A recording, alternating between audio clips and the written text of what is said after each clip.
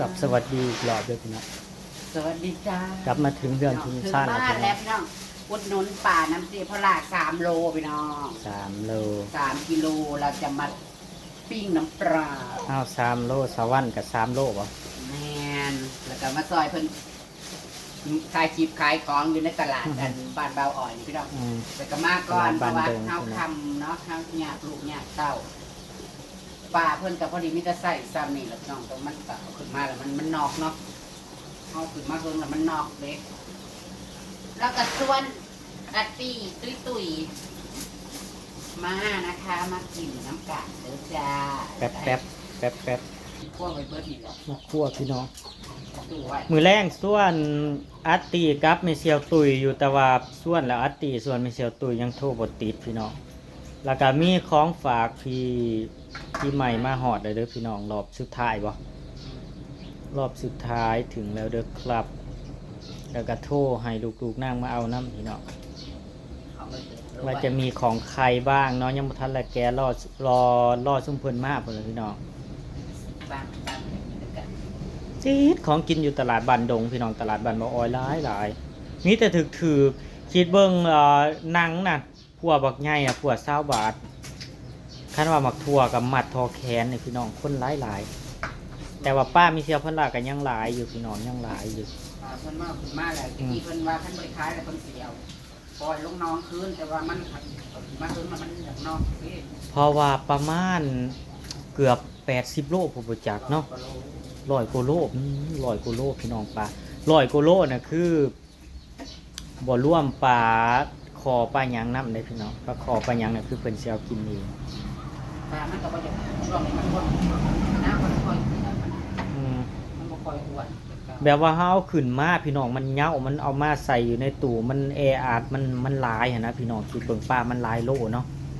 มันก็ไม่แออัดกันแบบว่ามันก็บ่ออกซิเจนมันบ่เพียงพอกับมันน่ะบ่มันก็เลยเหงาพี่น้องส่วนปลาส่วนที่มันเหงาน่ะพี่น้องมันเหงามันตายน่ะคือเพิ่นขายโลละ50โอ้ก็พอเอาเด้อพี่น้องเพราะว่าปลามันสดๆเอาขึ้นแต่หน้อง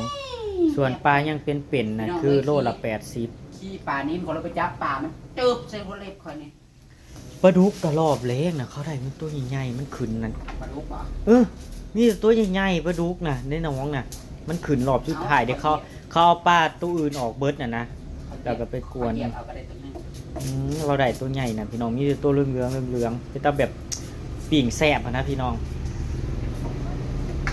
เราก็สิมาคั่วพี่น้องคั่วแล้วก็สีเอือบปลาแดก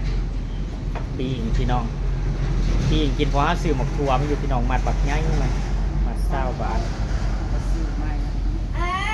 สิทอดหรือสิปีง เอาก็ได้ ปิ้งเอานั่นแหละอยากกินปีงแต่ว่าทอดกระแซบอยู่ทอดไม่ใช่ได้กินทั้งกระดูกกินทั้งป้ามีแต่แบบใส่กระลังงามๆพี่น้องกระลังโตงาม ปวดปานใดนะ ๆแต่ว่ามันบ่อยาก น้ำ ปวดปานใด เด้อเสือ แต่ว่าป้าที่เฮามาเฮ็ดน้ำข้าวปุ้นนั่นมันบ่ค่อยมันเนาะ อืม มันบ่มันแหมอยู่ซื่อๆบ่มีความมันเลยแต่ว่าเนื้อหลายสะออนปลาไหนพี่น้อง น้อยเขาเจ้าซอย ปี๊ จับ ดปลาไหนนั่นคือว่าตัวใหญ่ค่ะเลยขนาดนั้นยังว่าทันไรใหญ่เลยพี่น้องเขาว่าทันไรใหญ่เป็นไง ขนาด เอให้นำข้าวโพดมาสักกระโหลก แต่ว่ายอมรับอยู่ว่ามันบ่มีข้าว มันบ่มีกินข้าวพี่น้องเพราะว่าน้องมันแบบมันบ่มีสัตว์ลงน้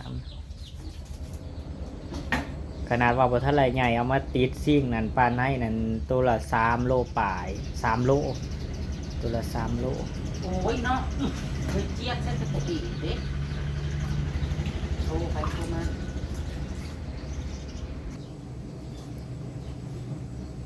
เห็ดปลาหลาดพริกกระแสบเลยเนาะตัวซ้ำเนี่ย อืม ปลานี่เห็ดปลาหลาดพริก เกลื กั อน ละลาย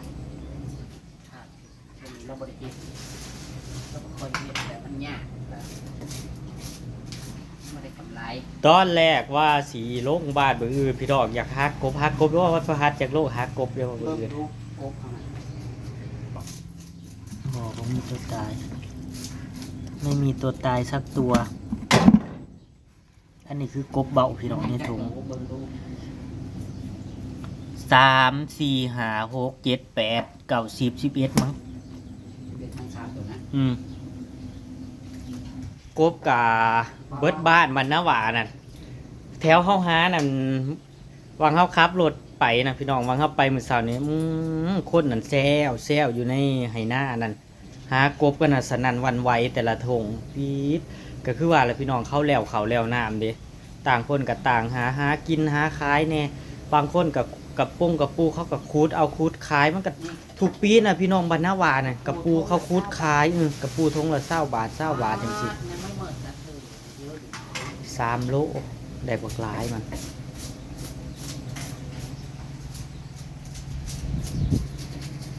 รอตอนแล้วเนาะพี่น้องนี่พี่น้อง เป็น3กะละมัง ที่กะละมังหนึ่งพี่น้อง เลี้ยงกะละมั ปี ง แซ่บๆพี่น้องปี ตำถั่ว ตำถั่วของหมักเลยเลยนี่ตำถั่วแล้วก็เขาห่อนๆพี่น้องฮะ ข้าวโพดห้องมันเรือลูก ยังเต็มติ๊บคือเก่า มาจกกันแล้ว โจกใส่เลยดิบริมีเขาวเย็นนะมีแต่ของเฮาเขาวเย็นนะมาเราก็คือถอนน้ำยาป่าได้ปะมีเซียวมาล่าน่ะเพิ่นตักเอาอยู่น้ำยาป่าพี่น้อง นั่งข่าวก็ไม่อ่าน กับน้าสาว เพิ่นบอกให้ซุ้มเฮาเอาอยู่แต่ซุ้มเฮาบ่เอาผู้ที่เต็มหมอเห็ดน่ะแสบอยู่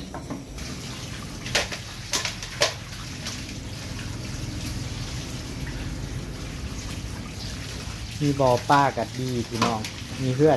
มีบ่อปลาเขาก็ได้เลี้ยงปลาขายพี่น้อง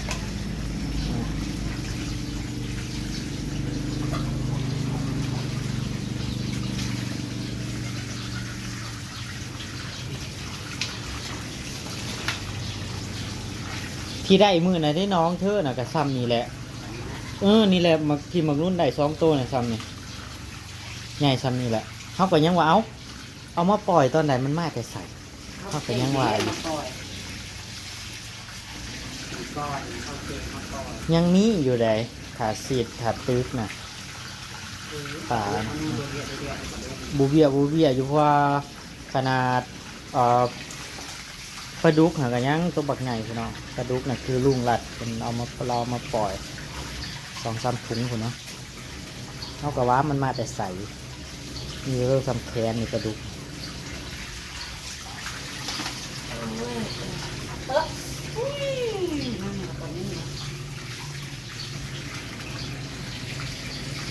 พี่น้องอาหารแรงเฮา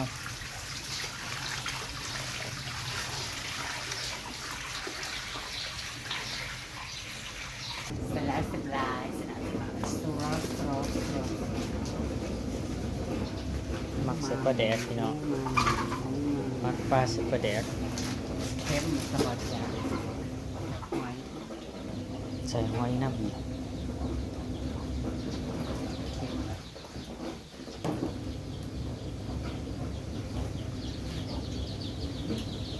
สายกระเทียมมันจะเป็นย่าง ใส่กระทงกระเทียมใส่รสยงโรตีพี่น้องใส่ปลาแดกมักปลาใส่ปลาแดกแสบด้วยพี่น้อง ดีแหละ ผู้ใดบ่ท่านเราเคยกินกับเห็ดเด้อลองเด้อ กีราส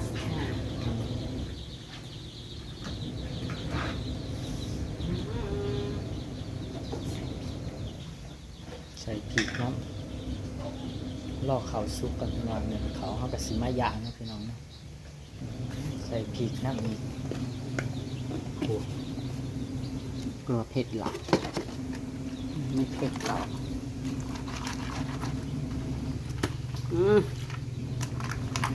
มักใส่ปลาแดกใส่พริกกันแล้วมันแซ่บสูตรไผ่สูตรมันเนาะแซ่บไผ่แซ่บมันพี่น้องหมักไผ่หมักมันของแซ่บขึ้นอยู่กับผู้หมักคือทวาร มีแต่ขี้มันนี่นะปากสัน เนี่ยสุดสดพี่น้องความแซ่บหมายว่าถึงนอกคารับรอย่างพี่น้องบัดนจักหน่อยหนึ่งเขาก็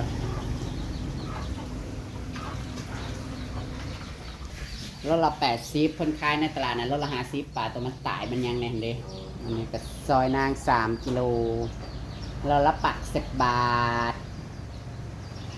นะจ๊ะ ซอยเขากันพี่น้องเลยมันก็เกือบหมดแล้วไม่นางมาแล้วกับอาร์ตี้บอกว่าให้เด็กๆมาเอาเสือเลยไผ่บ่อยเข้ามาหมายความว่าเราได้ จะมันมีท้องไก่ ตอนนี้รถเกาะเพราะว่าทุกคนจะเป็น อำเภอเป็นจังหวัดเป็นอำเภอ ชายเป็นจังหวัดเป็นอำเภอตำบล ว่ากันเฮ็ดว่าคือมีสายยังไงกันเขาลักอะไรก็ไปสร้างไม้มาเฮ็ดมาอีกแล้ว ว้าวแล้วก็รักเขากัดมันก็จะมาจะเป็นใช่ ว้าวกันลากยังกับเวิร์ก เด็กน้อยหรือผู้ใหญ่ดัก บอจ้าผ้าตัดเอาว่า เจเวนสู้ ผ้ากระปุกแต่มือเดียวพอได้มือเฮ้ยขึ้นเดียวบอก ความทะลุกับไปหาลักยิสลุ่มเขาเขานะ โอ้ จีบได้ ก็ได้ ลากหอดว้าวยังกับเวิร์ก ไอ้อยู่บ้านไหน เอาว่า รักว้าวกัน เออ มาลักห้องพญาคันบอกเขามาลักห้องพญาคันเลย เขาคันแห่งใหญ่มาหลังวันคือ ใครว่าให้ฮัทกระสอบไปอีกแน่ผู้ทกพูดได้ไม่ได้ว่าใช่ไหมฮัท หอมหอมพี่น้องหอมหอม มันลายอยู่ไหน ชุบเปิดชิมเมื่อก่อน เดี๋ยวมันเลยไม่รู้จักใบเบ็ดเด้อ ที่เดินเมื่อก่อนพี่เราก็บอได้อยู่ ก็เลยเอาให้เพิ่นเมื่อปีพี่น้อง เต็มเครื่องไว้ซ้ ไอ้คนมาปิ้งอีก ำลูกๆล้านๆกระถ่ายอยู่เพื่อน จักโตน่ะเจ้าให้ ตามเรือกินแล้วสบาย อืม ขอบคุณหลายๆจ้า ซุ่มแซวกัน ขอบคุณหลายๆ จ้า จ้า ปิ้งกินแรง3ตัว4ตัวผู้ละตัวนะคะพี่น้องจ้าหัวได้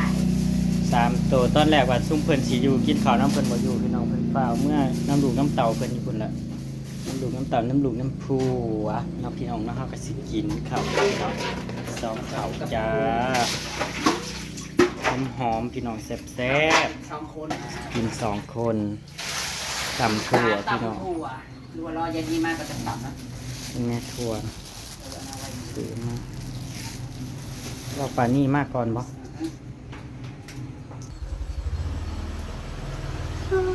อ้ายเราบอกข้าวว่าส่งมาแล้วบอกคำว่าโหดจา